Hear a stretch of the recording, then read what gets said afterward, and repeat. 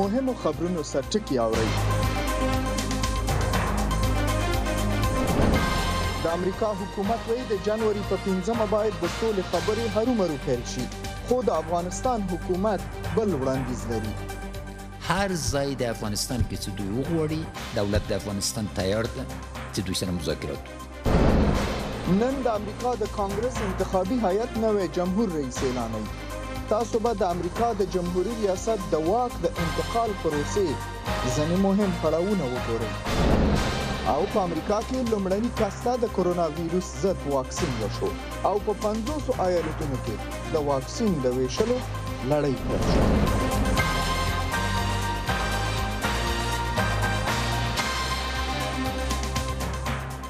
ستړي مشئ، تاسو د امریکا غږ آشنا ټلویزیون د دوشنبې ورځ خبرونه ګورئ. هیله ده چې نیم ساعت موږ سره اوسئ. د امریکا د جمهور رئیس په توګه د جو بایدن د رسمي اعلانېدو تفصیل به د کانګرس د ماڼۍ د مخې نه د احمد شکیب دوست نه واورو.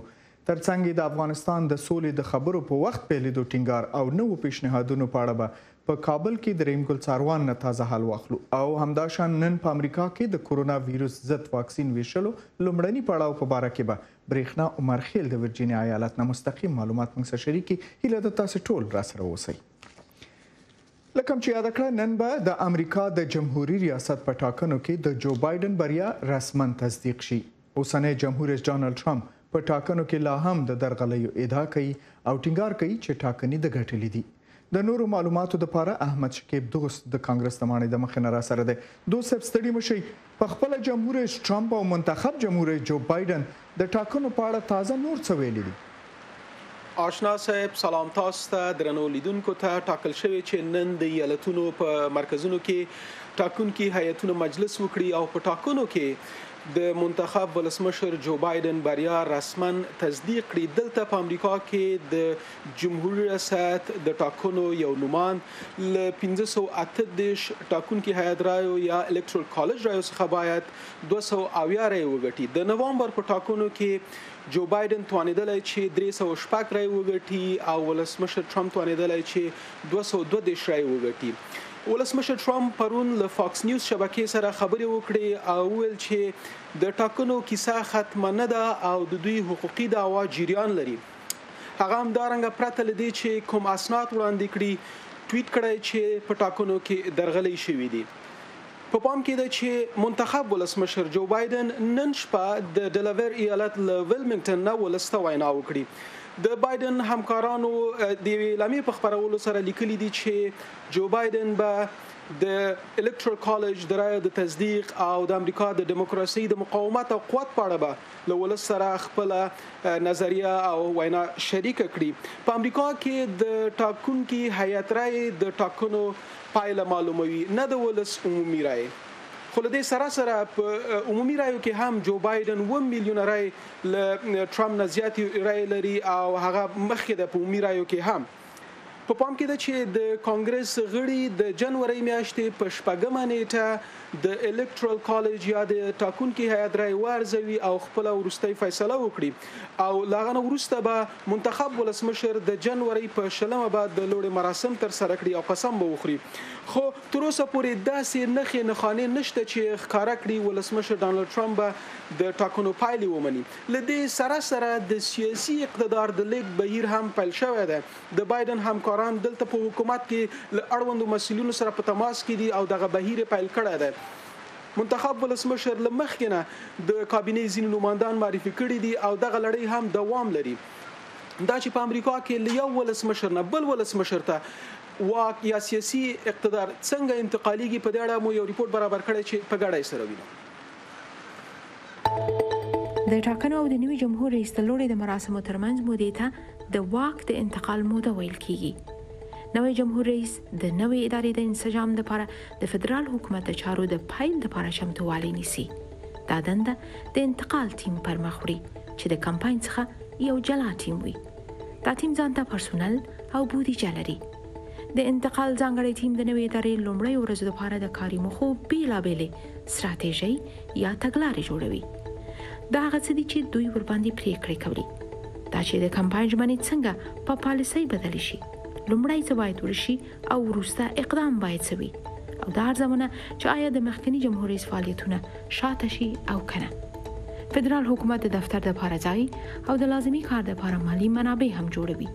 همدارنګه دا ټیم د امنیتي ملحوظاتو په موخه سوابقو ته کتنه او ارزونه هم کوي. خصوصي تمویل کوونکي د ټیم سره د مالی مرستو اجازه لري، خو د شخص په سر د $50,000 حد ټاکل شوی. په انتخاباتو کې په چټکۍ سره پریکړې د انتقال د چارو ځانګړي ټیم ته شاوخوا 11 اونۍ وخت ورکوي، خو په 2000 کال کې د رقابت نه ډکې جنجالي ټاکنې هغه وخت پای ته ورسېدې چې د انتقال ټیم ته د کار یوازې 9 ورځې پاتې شوې. چمتو یاست او کنه نوی جمهور رئیس د جنوري میاشتې په 20 نیټه د ورځې په 12 بجو د دندې لوړه کوي. د واک د انتقال په یوه غوره او هوسا بهیر سره نوی جمهور رئیس کولی شي یو ټیم په نوې اجنډا باندې د کار لپاره وګماري.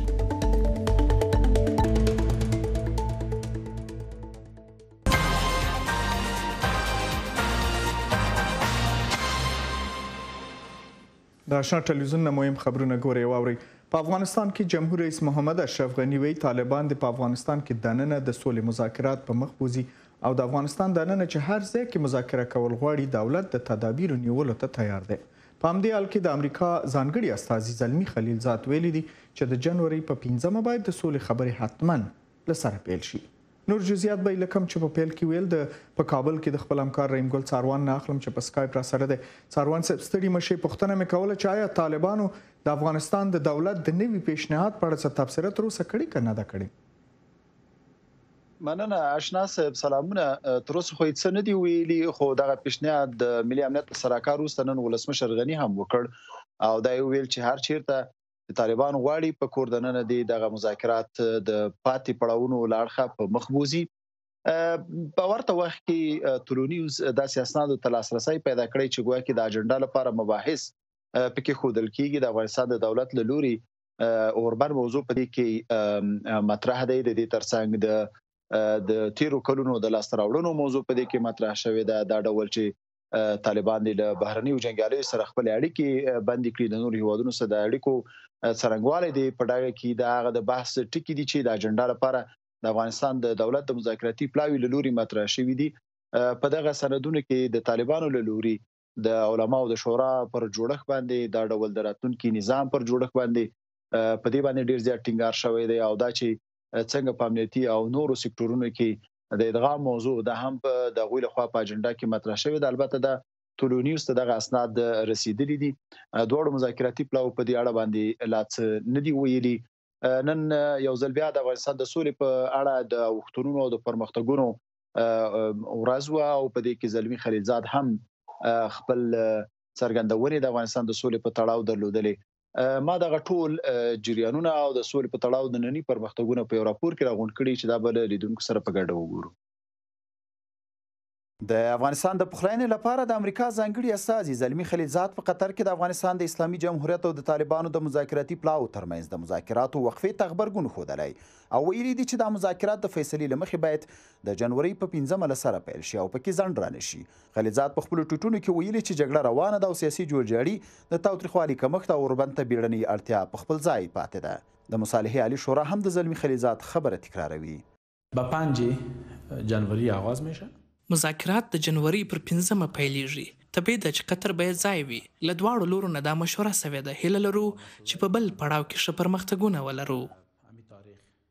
په همدې حال کې ولسمشر محمد اشرف غني د ملي امنیت د سلاکار حمدالله محب د هغه وړاندیز ننګه وکړه چې د مذاکراتو پاتې پړاوونه دي په افغانستان کې ترسره شي. که طالبان ادعا لري چې افغانستان خاورې کې دي نو ولې افغانستان خاورې کې مذاکرات نه کوي؟ هر ځای د افغانستان کې چې دوی وغواړي دولت د افغانستان تیار ده چې دوی سره مذاکرات وکړي. د کمبوداتو ځای نشته او غیر لغنه افغانان په کېږدۍ کې مذاکرات کولی شي، په سړو کې مذاکرات کولی شي. دا خو د دې وخت نه ده چې ټول په مفشن هوټلو کې پیشت د مذاکرات دي. پخواني ولسمشر حامد کرزي تېره ورځ د امریکا غږ سره په مرکه کې ویلي چې په افغانستان کې دننه د مذاکراتو دوام په اوسنیو شرایطو کې عملي نه ښکاري. سیاسي څېړونکي هم په همدې باور دي. او دغه راز چې ویل کېږي د سولې د مذاکراتو محل به بدلیږي شاید دغه خبرې نور هیوادونو لکه ناروې یا جرمني ته منتقل شي. د افغانستان په اړه چې ویل کېږي دلته د مذاکراتو محل راشي، فکر نه کوم چې د دوحې خبرې له 3 میاشتو دوام وروسته په 20 ورځني رخصت په دې خاطر دواړه مذاکراتي پلاو ختم کړي چې د اجنډا په مباحثو له خپل لورو سره سلا مشورې وکړي. رحیم ګل څاروان، آشنا تلویزیون، کابل. لکه چې واوریدل د افغانستان د ملي امنیت شورا پیشنهاد کړی چې په دوحه کې د سولې د خبرو پاتې پړاوونه په افغانستان کې وشي. د شورا ویان رحمت الله اندړ د یکشنبه په ورځ ما سره په مرکه کې ویل چې پیشنهاد یې معقول دی او د افغانستان په هر ځای کې چې طالبان وغواړي حکومت به ورته د تاسیساتو په شمول شرایط په بشپړه توګه چمتو کړي. د پیشنهاد یا په اصطلاح دغه وړاندیز معقول و دی، معقولیت په خاطر باندې هم دغه وړاندیز کړی دی. تر اوسه پورې په سوشل میډیا کې پر رسنیو کې په دې باندې خبرې شوې دي. اکثریت افغانانو هغه سره د وضعیت نه درديږي او له دې وضعیت نه کړيږي او وی ډېر ته هرکلی کړی دی. وایي سي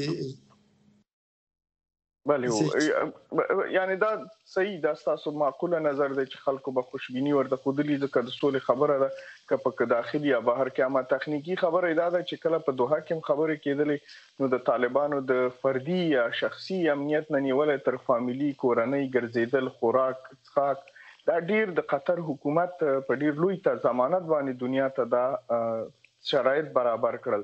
فکر کوي چې د افغانستان دننه ورته دا زمينه سازي کېدلی شي؟ بالکل د امنیت شورا صلاحکار په ډیر ډاډ باندې وویل چې دلته هر ډول امکانات موږ د سولې د بهیر دی چې دوم پړاو خبرونه د افغانستان کې شروع سي او طالبان د وړاندیز ومني. هر څه امکانات سي موږ ورته برابرو. حتی د دې په اړه مو ول سي ک طالبان د ځای په اړه باندې هر ځای وړاندیز کوي موږ هغه ځای ورسره منو. بل دا خبره هم وکړه سي کدوې تاسیسات جوړوي د دې لپاره د ځای لپاره هغه تاسیسات دوی امکانات نه لري. دغه تاسیسات هم ورته جوړولای شو او کدوې دا وړاندیز ومني. طالبان تر اوسه پورې د سولې په نوم باندې چې مذاکرات کوي حتی په غډیره مقدماتي خبرو باندې چې هغه یو طرز العمل د خبرو د توافق تر اوسه پورې نه لرو او د دومره میاشتې 3-4 میاشتې د مذاکرات وزندیدل چې د افغانستان د حکومت سره هغه خو هم شموله وي چې حکومت یو برخه وي د هیئت د خبرې نه کولې. دا به څنګه د سزر د تضمین یا فکر کوي چې و به منل شي چې دونه غټ انداز باندې په افغانستان حکومت اعتماد وکړي؟ لومړی خو دغه وړاندیز دی په دغه سمحال کې کیږي چې کله د مذاکراتو دواړه ټیمونه یو رخصتي اخلي. نو دغه وړاندیز لپاره وخت شته دی که طالبان ومني نو بیا به وروسته په میکانیزم باندې خبره کیږي او همدغه په دې باندې به خبره کیږي چې څنګه په هغه ممکنو لارو چارو باندې به خبرې کیږي چې څنګه کېدای شي او لکه پروسې باید تیر شي او میکانیزم باید سوي په دې باندې به وروسته خبره کیږي. فرضاً دغه پیشنهاد ومنل شي او طالبان دې ته حاضر شي چې خپل فامیلونه یا په خپل ځنې افغانستان ته چې افغانان دی وطني ستانه شي د دې لپاره لوجستیکي امکانات څومره تیار دي؟ مثلا د دوی فردي امنیت به څنګه کوي، د دوی ګرځیدل، وظیفه او شرایط د دې چې تګ راتګي نظر اوسنی وضعیت ته چې کله د افغانستان کتل کیږي چې د نامنۍ نه شکایتونه ډیر زیات دي. زه فکر کوم دا خبره بلې تر وخت مخکې که په وړاندیز باندې هوکي وسی طالبان هوکي کې البته په دې میکانیزم به هم خبره وسی چې کومه سیمه انتخابي کې الته د امنیت ډاټ څنګه ډاټ باندې کېږي، طالبان څنګه ډاټ باندې کېږي او دوی دا ډاټ تر کومه اندازې پورې کېږي او تر ډیره بریده پورې په دغه ټولو چارو باندې د طالبانو لخوا له هوکړې وروسته خبره کېږي. د افغانستان حکومت اوسن نه بلکې د 2 کال مخکې نه دا پیشنهاد چې هر طالبان چې په پاکستان کې دی بل ځکه دی وطن ته ستنیږي موږ ورته زمينه سازي کوو. که چیرته مثلا د طالبان چې هغه هم د اوس په جنگ کې دی مګر غواړي چې خپل سیمه ته ستانه شي، فرض کو چې مثلا اندر ولسوالي ته لاړ شي، کونړ ته لاړ شي یا مثلا هلمند ته ستانه شي، دلته په داسې صورت کې څه تدابیر ورته نیولای شي؟ دوه مسلې دي. یو داسې عادي ستنېږي له جګړې نه لاس اخلي، د سولې او د مصالحې شورا هم شته دی او نور تضمینونه هم شته دی، حکومت غږ هم کوي همیشه، نو بیا به ورته څه ستونزمنه نه وي. که هر ځای ته کستنېږي، هر ولایت ته کستنېږي، هر ولسوالۍ ته کستنېږي، د یو افغان په حیث باندې له جګړې لاس اخیستی اوسېدلی شي او دولت ورته هېڅ په دې اړه باندې هېڅ ستونزه نه جوړوي. زمونږه په وړیا دی، ډاونلوډ یې کړئ، پښتو ژبه انتخاب کړئ او د افغانستان او نړۍ تازه خبرونه، په زړه پورې ویډیوګانې، عکسونه او ګڼ نور مطالب په خپل موبایل کې ومومئ. VOA افغان او VOA افغانستان. د آشنا ټلویزیون نه مهم خبرونه ګورئ. د دوشنبې په ورځ د امریکا په 500 ایالتونو کې د کرونا ضد واکسین د ویشلو لړۍ پیل شوه. تر اوسه په امریکا په ټولو ایالتونو کې 300,000 خلک په کووډ-19 ناروغۍ مړه شوي دي. زما همکاره برېښنا عمر خیل چې د ورجینیا ایالت نه راسره په سکایپ باندې به ملګري اوسي، نور جزئیات ته اخلم. برېښنا جانې زما غږ خدای دې چې واوري، لنډه پوښتنه مې کوله چې دا واکسین څنګه او کومو ځایونو باندې چې دا نن نه ویشل پیل کیږي و به ویشل شي؟ آشنا صاحب سلامونه او ښې چارې. د کرونا ضد واکسین تطبیق نن دوشنبه په نیویارک ښار کې پیل شو او د کوینز طبي مرکز د بیړني مواظبت څانګې پر یوې روغتیاپالې ساندرا لینسي باندې تطبیق شو. د امریکا د فدرالي ادارې چارواکو ویلي د فایزر شرکت د واکسین لومړۍ جوپه به نن دوشنبه د امریکا د 154 کارونو روغتیايي مرکزونو ته ورسیږي. 440 نور مرکزونه به دغه واکسین د سه شنبه په ورځ ترلاسه کړي. د چهارشنبه ورځ به 6 نور مرکزونو ته انتقال شي. روانه اونۍ به ټول ټال د امریکا 500 ایالتونو ته د کرونا ضد 3 میلیونه ډوزه واکسین وویشل شي او لومړیتوب د روغتیايي چارواکو کارکونکو او د پاخه عمر خلکو ته ورکړ شوی. په امریکا کې دا واکسین داسې مهال تطبیق کیږي چې تر اوسه په کرونا وایروس کابو 300,000 کسان مړه شوي دي او اټکل کیږي چې په نږدې راتلونکي کې په تیره د کرسمس او د نوي کال د جشنونو پر مهال به په کرونا وایروس د اخته کسانو شمیر نور هم زیات شي. خو د کرونا وایروس ضد واکسین خبرونو د کرونا وبا د مخنیوي لپاره خلکو ته یو نوې هیله وربخلې ده. په تورتم کې د رڼا څرک دا اونۍ د امریکا بیلابیلو ایالتونو ته د لاریو په واسطه د کرونا ضد واکسین لومړی جوپه چې 2.9 میلیونه ډوز دي انتقالیږي. څوک لومړیتوب لري؟ هغه روغتیايي کارکونکي چې د خطر سره مخ دي او هغه کسان چې د اوږدې مودې راهیسې د زړو د پاملرنې په مرکزونو کې ژوند یا کار کوي. نیوجرسي یو له هغو ایالتونو څخه دی چې د کووډ-19 قضیې پکې په بېساري توګه مخ په زیاتېدو دي. دا د ټولو لپاره یو زیری دی، دا د هیلو یو څرک دی، دا واکسین زموږ هر څه دی. زه دا ویره لرم چې راتلونکي څو اونۍ به وضعیت ډیر خراب شي. موږ له خلکو دا غوښتنه کوو چې لطفاً خپل محافظتي تدابیر مه بندوي. څرنګه چې د فایزر او بایوانټیک د واکسین تطبیق پیل شي، د امریکا د خوراک او دارو درملو اداره به د مدرنا شرکت د کرونا ضد واکسین د بیړني تطبیق جواز هم ورکړي. د عامه روغتیا ځینې چارواکي اندېښنه لري چې ځینې خلک به د واکسین کېدو په اړه شک ولري. ډیر داس خلک شته چې د یو شمېر دلایلو له امله واکسین اخیستو کې زړه نازړه دي. زه په دې باور یم چې موږ باید د دې واکسین د خوندیتوب، اغیزمنتوب او دا چې موږ لپاره په انفرادي او نړیواله کچه څه اهمیت لري خبرې وکړو. د ملګرو ملتونو عمومي منشي انټونیو ګوتيرش د واکسین د انحصار خبرداري ورکړای چې پکې بېوزله هیوادونه به د واکسین اخیستو کې له ستونزو سره مخ شي. په جان هاپکینز کې د واکسین اخیستو نړیوال مرکز کې د نایجیریا صحوي مشر وایي نه یوازې دا بلکې نور ستونزې هم شته. پیسې له کومه راځي؟ دا پیسې یقینا د نورو روغتیايي پاملرنې له مصارفو څخه سپمول کیږي. نور شرکتونه هم د کووډ-19 ضد واکسین د جوړولو په درشل کې دي، خو د دې سره روغتیايي چارواکي ټینګار کوي چې هیڅ کله د یوې ناروغۍ په وړاندې پاملرنې ته دومره اهمیت نه ورکړ شوی. برېښنا عمر خیل د امریکا غږ آشنا تلویزیون واشنگټن. او څو مهم خبرونه. د برحال جمهور رئیس ډانلډ ټرمپ حکومت د یکشنبه په ورځ دا ومنله چې د امریکا د څو حکومتي ادارو انټرنیټي خدمات د بهرنیو حکومتونو په لارښوونه سایبري داړهمارانو د خوا څارل کیږي. د سایبري مسؤلیت متخصصین ګمان کوي روسي کمپیوټري غلا به د امریکا د خزانه او سوداګرۍ وزارتونو په انټرنیټي مداخلو کې لاس ولري. امریکایي مطبوعاتو د امریکا په حکومتي سیستم باندې د سایبري حمله بې ساري تاریخي او پیچلې بللې ده. 3 کسان چې د دې قضیې په تړاو معلومات لري وایي اوس وخت دومره پوهیږي چې روسیې به دا کار کړی. 2 تنه یوې انټرنیټي تیرې له هغو بهرنیو هڅو سره تړاو لري چې په دې وروستیو کې د امریکا د ستر سایبري مسؤلیت شرکت فایر آی لخوا نه افشا شوي دي. د فایر آی سایبري مسؤلیت شرکت د امریکا د حکومتي او تجارتي شرکتونو سره قراردادونه لري. ځینو منابعو د رویټرز خبري اژانس ته ویلي چې کمپیوټري داړهماران د امریکا د مخابراتو ملي دستګاه او د اطلاعاتي ادارې د مایکروسافت آفیس 315 کمپیوټري پروګرام ته په غیر قانوني توګه ورداخل شوي او د دغو ادارو د مامورینو ایمیلونه یې د څو میاشتو راهیسې څارل. د دغو 3 کسانو په وینا د امریکا د فدرالي پولیسو د ادارې یا اف بی آی په شمول د حکومت په څو ادارو د سایبري حملې په اړه تحقیقات لا په ابتدایي پړاو کې. په هند کې پولیسو په هغه فابریکه کې شاوخوا 100 کسان دغه وروسته ونیول چې د آیفون جوړولو په فابریکه کې په تشدد لاس پورې کړ. په راپور کې ویل شوي دي د مامورینو یوې ډلې ودانۍ زیانمنه کړې ده، ځینې تخنیکي وسایل وران کړي دي او بیا یې موټرو ته اور اچولی دی. رسنۍ وایي دغو مامورینو ځکه مظاهره کړې وه چې معاشونه نه ورکول کېدل. دا فابریکه ویسټرون نومیږي او د هند د جنوبي ښار کولار ناحیه کې موقعیت لري. د ویسټرون فابریکې مرکزی دفتر په تایوان کې دی.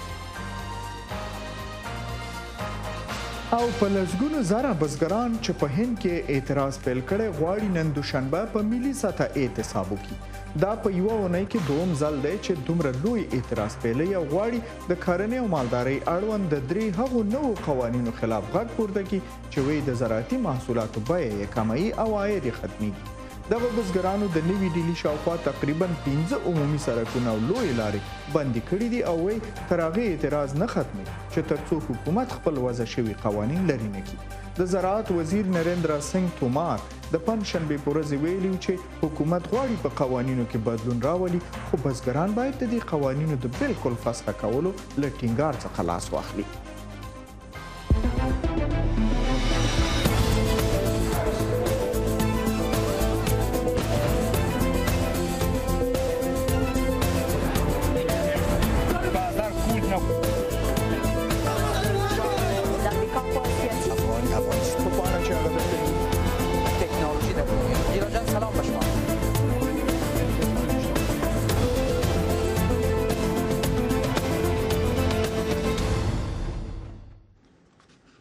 اوس هم یو علمي خبر. د تکساس ایالت په جنوب کې د بوکا چیکا په نوم باندې یوه سیمه کې داسې یو راکټ یا فضایي توغندی جوړیږي چې مریخ ته به سفر کوي.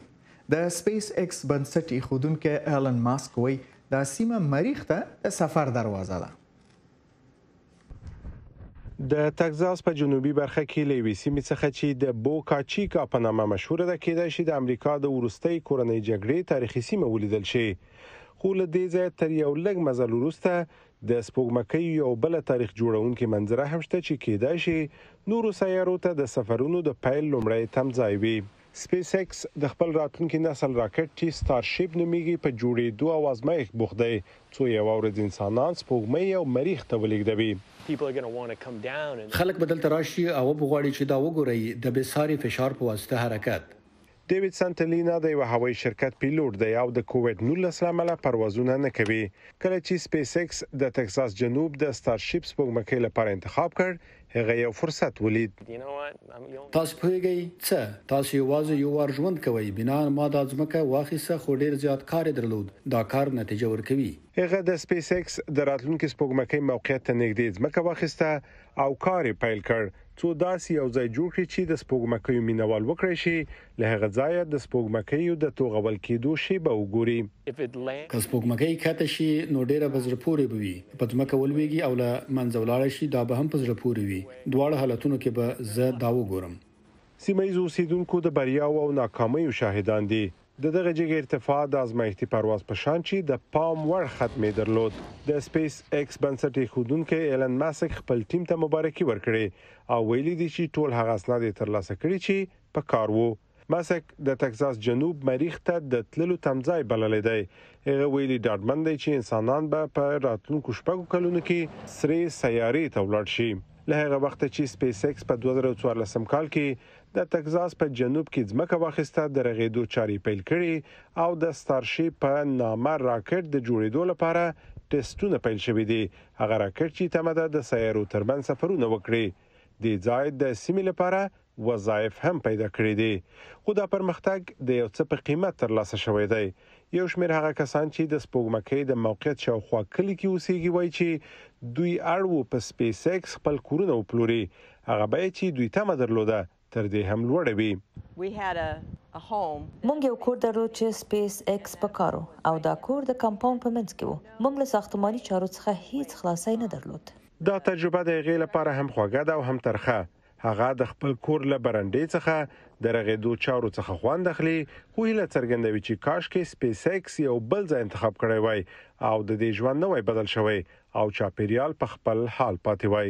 سمیع الله جلالزای، د امریکا غږ. د افغانستان او نړۍ په اړه تازه خبرونه، سیاسي تحولات او وړاندې څېړنې، د پیښو کره کتنه او ژوره څېړنه، د امریکا غږ آشنا تلویزیون د تازه خبرونو او جامع راپورونو موثقه منبع.